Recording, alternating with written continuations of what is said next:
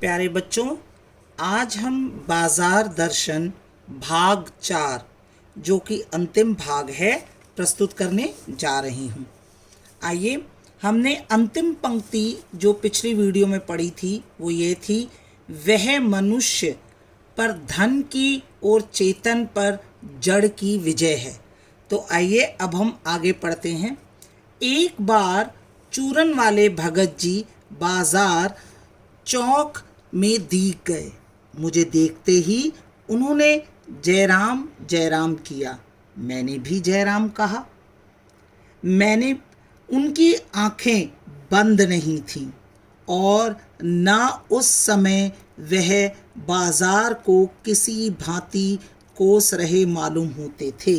महत्वपूर्ण पंक्ति, उनकी आंखें बंद नहीं थी से तात्पर्य क्या हुआ कि वे खुली आंखों से बाजार को देख रहे थे। वे उन वस्तुओं को लोभ से बचने के लिए अपनी आंखें जानबूझकर बंद नहीं कर रहे थे। उनके मन में बाजार के प्रति किसी प्रकार का हठ, जिद, ये नहीं कि बहुत आकर्षित चीज़ें हैं बाजार में तो मैं ज़बरदस्ती आंखें बंद कर लूँ, नहीं, हठ, निषेध या तिरस्कार नहीं था। राह में बहुत लोग, बहुत बालक मिले जो भगत जी द्वारा पहचाने जाने के इच्छुक थे। भगत जी ने सबको ही हंसकर पहचाना, सबका अभिवादन लिया, सबको अभिवादन किया।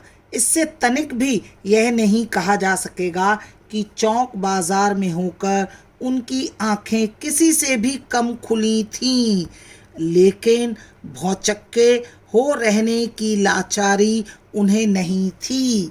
यहाँ भौचक्के हो रहने की लाचारी से क्या तात्पर्य है? मतलब फैंसी माल, जैसे बाज़ार में बहुत सारे फैंसी माल होते हैं, तो कई लोग ऐसे होते हैं जो फैंसी माल देखकर भौचक्के वही होते हैं जिनके मन में उनके प्रति चाह होती है। भौचक्का होना मतलब क्या होता है? हैरान हो जाते हैं। वो लोग ही भौचक्के होते हैं जिनके मन में उनके प्रति चाह होती है। तृष्णाकुल लोग ही भौचक्के हुआ करते हैं, माने जिनमें प्यास होती है, चीज़ों को लेने की अभिलाषा होती है, वही भौचक्के और हैरान होते हैं।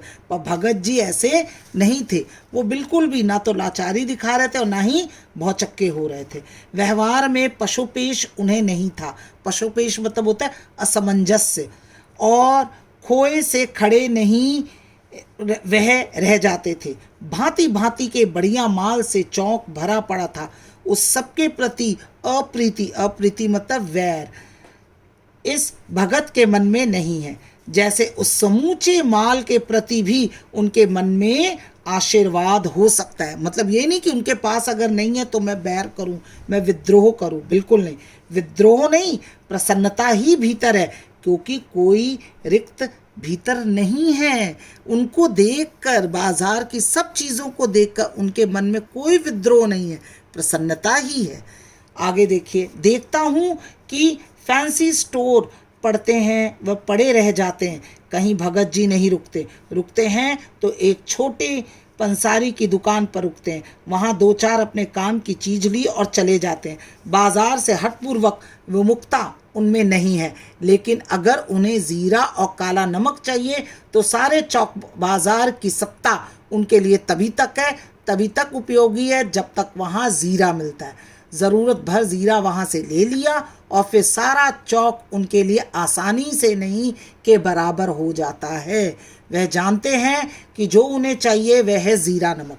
बस इस निश्चित प्रतीति के बल पर शेष सब चांदनी चौक का आमंत्रण उन पर व्यर्थ होकर बिखरा रहता है।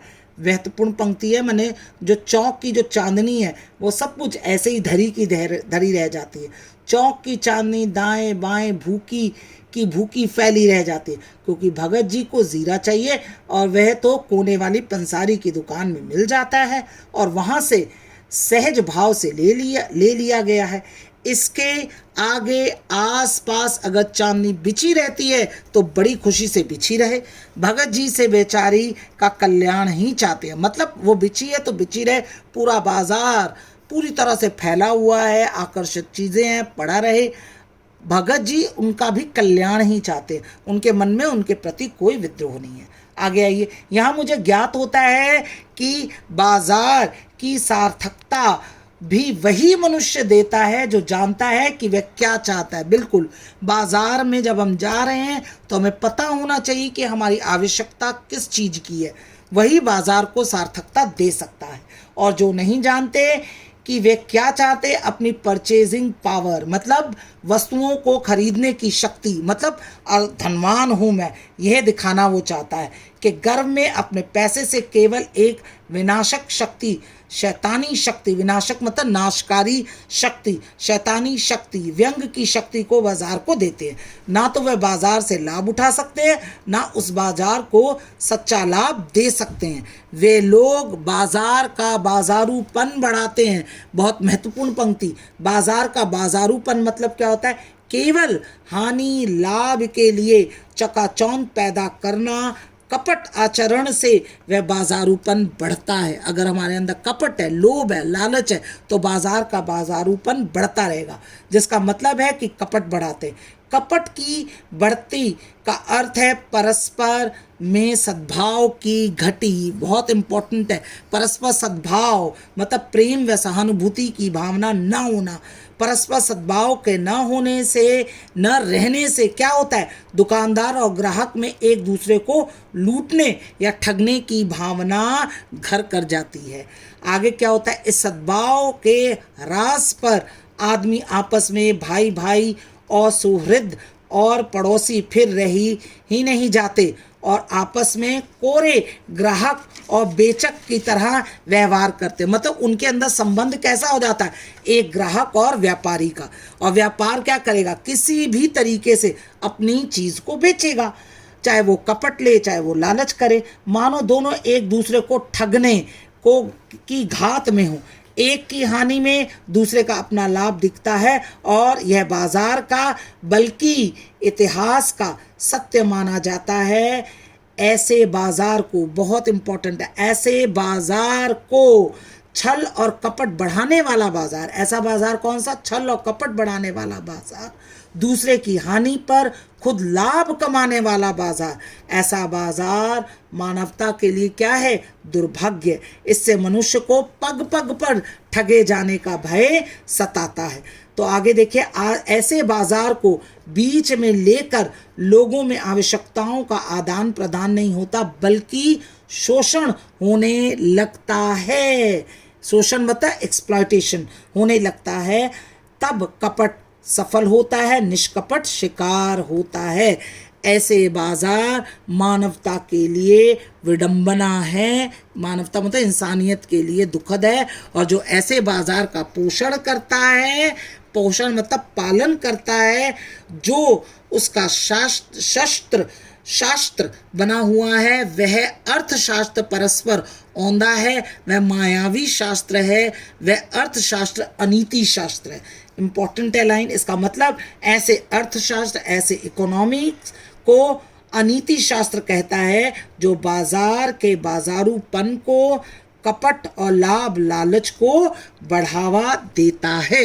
तो अंत में लेखक यही कहना चाहता है, ऐसे बाजार से उपभोक्तावादी प्रवृत्ति बढ़ती है, जिससे वस्तुओं के उपभोग के लिए जीना पड़ता है। इसके लिए नई नई वस्तुओं का आकर्षण जगाना, बाजार को मायावी बनाना, लोगों की आवश्यकता पूरी करने की बजाय ऐसे बाजार क्या करते हैं? शोषण करते हैं। तो अंत में ये समझ में आई है बात कि बाजार अगर हम जाते तो अपनी आवश्यकताओं को हमें ध्यान रखना चाहिए, उसके मायावी जाल में खुद को नहीं फंसाना चाहिए। तो मुझे उम्मीद है आपको अंतिम पंक्ति तक यहाँ पाठ समाप्त हो गया है, आपको पूरा समझ में आ जाएगा। इससे वर्कशीट, इससे संबंधित जो वर्कशीट है ERP में डाली जाएगी, आपको उसके उत्तर रूल शीट पर करने। धन्यवाद।